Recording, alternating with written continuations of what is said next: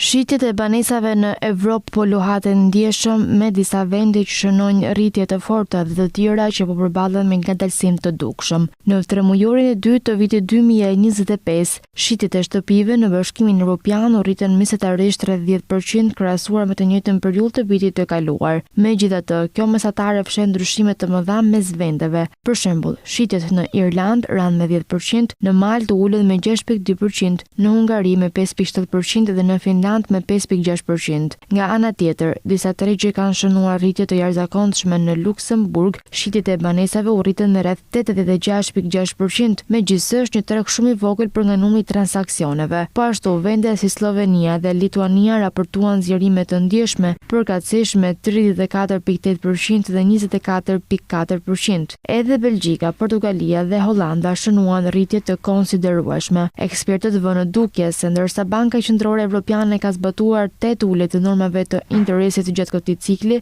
efektet e tyre nuk janë të njëjta në të gjithë vendet. Shtetet dallojnë në kushtet e financimit, në nivelin e ofertës së shtëpive dhe kërkesës themelore. Një tjetër faktor që ndikon është ndërhyrja e qeverive, masa mbështetëse për vlerësit e shtëpisë së parë ose garancitë publike për hipotekat kanë ndikuar pozitivisht në disa tregje. Për shembull, një program garancie në Portugali ka ndihmuar shumë persona nën moshën 35 vjeç të marrin kredi për banim, por njëkohësisht ka krijuar mundësi për shitësit që të rrisin çmimet. Në vendet jashtë Bashkimit Evropian si Norvegjia, shitjet u rritën me 10%, ndërsa në Poloni të dhënat tregojnë një rënje me 17.9%. Një nga arsyet është përfundimi i një programi hipotekash me normë fikse, ndërkohë që normat e interesit mbeten relativisht të larta.